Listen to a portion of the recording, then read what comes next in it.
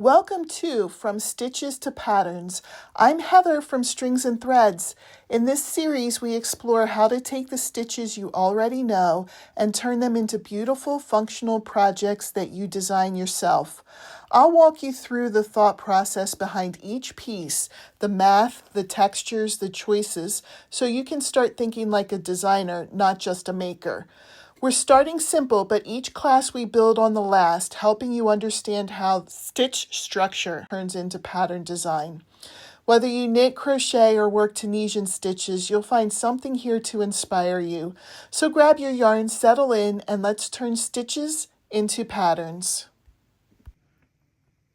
Welcome back to From Stitches to Patterns. I'm Heather from Strings and Threads, and today we're moving into the next level of design. We're taking our crochet from flat projects into three-dimensional shape. In this class, I'll show you how to design your own crochet basket from scratch. We'll talk about the structure behind the basket shaping, how to build a strong, even base, transition into the sides, and adjust the height and firmness to fit your design. This lesson builds on what we learned in the coaster and mandala projects, but now we're using that same increase in the round math to create depth and structure instead of a flat piece. We'll go over how yarn weight, hook size, and strand combinations affect the shape, plus some tips on creating texture and color variation if you hold two strands together. Once you understand the structure, you can design baskets of any size, small desk organizers, yarn holders, or large storage baskets, all using the same simple principles. So grab your yarn, your hook, and let's start shaping your very first crochet basket. Let's talk about the materials I'm using to design this crochet basket, because the yarn you choose has a huge impact on the structure. For this project, I'm mixing two different yarns to create a basket that's sturdy, colorful, and has a really interesting texture. My main yarn is a Hirschner's Mill Ends worsted weight acrylic. These come without labels and they're budget friendly, but they're perfect for baskets because they have really nice body and they hold their shape well. I'm pairing that with the Lion brand ice cream in the color Tutti Frutti, which is a lightweight size 3 yarn. I'm holding the two yarns together, the worsted and the DK, and that combination gives me the best of both worlds. The structure from the worsted Mill Ends yarn and the beautiful color striping from the ice cream yarn. When you hold two different weights together, the heavier yarn does most of the structural work, while the lighter yarn adds dimension, color shifts, and a softer feel. You can do this with any yarns you have at home, two worsted weights, a worsted and a DK like I'm doing, or even two completely different colors for a marled effect. For my hook today, I'm using a 6mm, which works perfectly for double stranding and gives the basket enough firmness without being too stiff to stitch. And then you'll also need a stitch marker because we're working in a continuous round for a smooth, seamless base, scissors, and a tapestry needle for weaving in your ends. That's everything you need to get started, and now we can jump into building the base of the basket. Let's talk about designing the base of our basket. The base determines the width of your basket, so this is where we get to customize the size. We're working in continuous rounds, so make sure you have a stitch marker handy to mark the first stitch of every round. That keeps everything neat and avoids that little jog you get from joining rounds. Before we begin, let's talk about how to choose your starting stitch count, because this is one of the most useful design tools you'll learn. When you work in a magic circle, the number of stitches you place in that circle becomes your increase number. For example, if you start with 6 stitches, each round will increase by 6. If you start with 8 stitches, each round will increase by 8. If you start with 10, each round increases by 10. A smaller number grows more slowly and creates a tighter circle. A larger number grows faster and creates a flatter base with fewer rounds. For my basket today, I'm starting with 10 single crochets in a magic circle. 10 is a really nice middle ground, not too tight, not too fast, and it gives you a very smooth, even circle. So go ahead and make your magic circle and work the number of stitches that you are interested in doing. Let's go over the increased math because this is the heart of designing anything in the round. Since I started with 10 stitches, every round will grow by 10 more stitches. Here are the stitch counts you'll get as you build your circle. Round 1 will have 10 stitches. Round 2 will have 20 stitches. Round 3 will have 30 stitches. Round 4 will have 40 stitches, and so on. The increase pattern is simple. Each new round adds one more single crochet between the increases. So it looks like this. Round 2, you'll increase in every stitch, which gives you 20 single crochets. Round 3, you'll increase and then do one single crochet and repeat that pattern around, and that will bring you 30. Round 4, you will increase and then do 2 single crochets, meaning that you will put an increase in the first stitch and then just one single crochet in the next and one single crochet in the next, all the way around, and you'll get 40. For round 5, you would increase and then put one single crochet in the next 3 stitches. Repeat that around, you'll get 50, and so on. You'll continue that rhythm until the base reaches the diameter you want for your basket to be. Here are some helpful size guides to keep in mind. Small baskets for desk items are about 4 inches or 10 centimeters across. Medium baskets that you'd put like yarn balls or notions in are typically about 6 inches or 15 centimeters. Large storage baskets tend to be about 8 inches or 20 centimeters or more. Once your circle reaches the size you want, stop increasing. That moment when you stop adding stitches is what transforms your flat circle into the base of the basket. Now that our base is finished and we've reached the diameter we wanted, it's time to start forming the sides of the basket. This is where we turn our flat circle into a 3-dimensional shape. There are 2 things that make your basket wall stand up. One is to stop increasing, and the second one is to work this first side round in the back loop only. So we will have one round where you just work in the back loop of the stitches.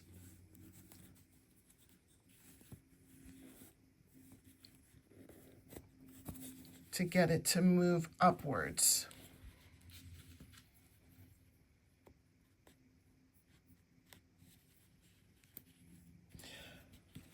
First, when you stop increasing, the circle naturally begins to curve upward instead of staying flat. But to get a nice sharp angle where the base meets the sides, that professional looking edge you see in store-bought baskets, we're going to work the next round in the back loop only. So here's what you'll do. After finishing your base, place your stitch marker in the first stitch as always, and on the very next round, work half double crochets in the back loop only, all the way around.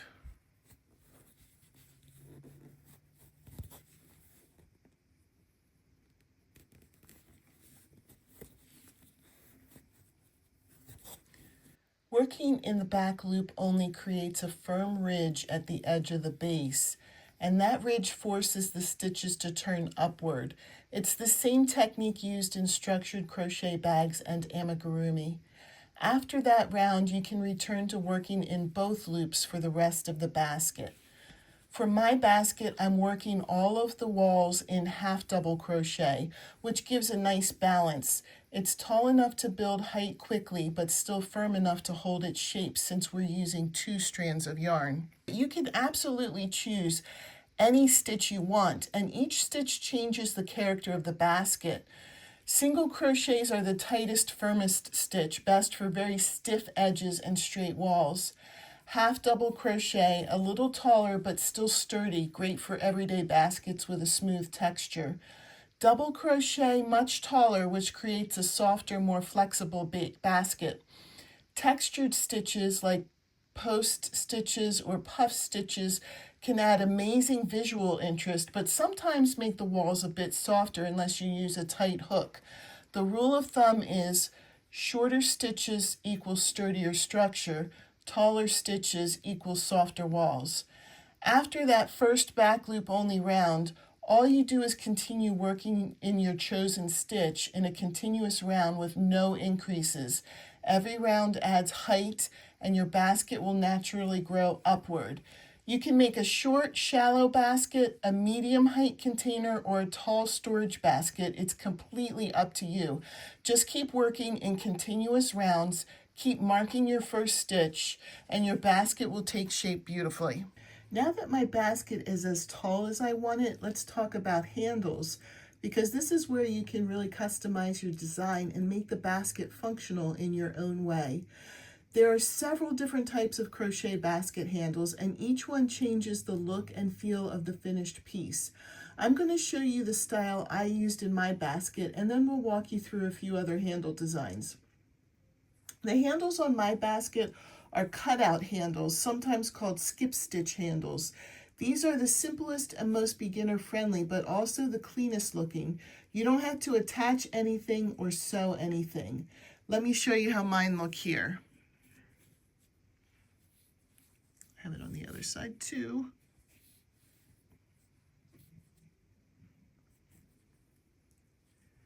To design these, I first took my total stitch count and divided it in half to find the two opposite sides of the basket. I placed stitch markers at those points, and that gave me my exact handle locations. For my basket, I wanted a handle opening that was 10 stitches wide, so when I reached my marker, I did this. I crocheted up to the stitch marker, chained 10, skipped 10 stitches on the basket wall, and then continued crocheting in the stitch right after the skipped section. That creates this nice clean handle opening right here. On the next round, instead of stitching into the skipped stitches, I simply worked my half double crochets into the chain space. That reinforces the handle and keeps it from stretching or sagging. Cutout handles are a great choice if you like simple, clean lines and want a handle that blends naturally into the wall of the basket. Now let's talk about some other handle options you might want to use in your own designs. Strap handles stick up above the rim, just a little bit, and they're perfect if you want something soft, flexible, and easy to grab. These are made by chaining up from the rim, working a few rows back and forth to create a small strap, and then attaching it on the other side. They're great for medium and large baskets, and they work really well when you want a more casual look. Another example is corded handles. These are thicker rope-like handles that can be crocheted as a tube or made by folding a long strip in half and stitching it down. They're really popular on larger storage baskets because they're comfortable to hold and they add a decorative chunky detail. No matter which handle style you choose, here are a few design rules that always make baskets look better. Always divide your total stitch count in half to place the handles directly across from each other. If your basket is oval instead of round, make sure the handles sit on the long side for balance. Wider handles need more reinforcement, so consider working one extra round across the handle openings to strengthen them. And remember that the wider your handle opening, the more flexible that section of the basket will be. So adjust based on how soft or firm you want the final shape. Handles are an easy way to personalize your basket, and once you understand the basic structure, you can create any style you want. Today I stuck with the simple cutout handle because it matches the look I wanted, but feel free to explore any of these options in your own design. And that's how you design your own crochet basket from scratch, from the base math to the building structure to choosing stitches to creating beautiful handles. I hope this inspires you to experiment with colors, yarn combos, and sizes to create baskets that fit your home and style perfectly. If you make one, I would love to see it. You can always email me at stringsandthreads@yahoo.com. Thanks for watching, and I'll see you in the next class.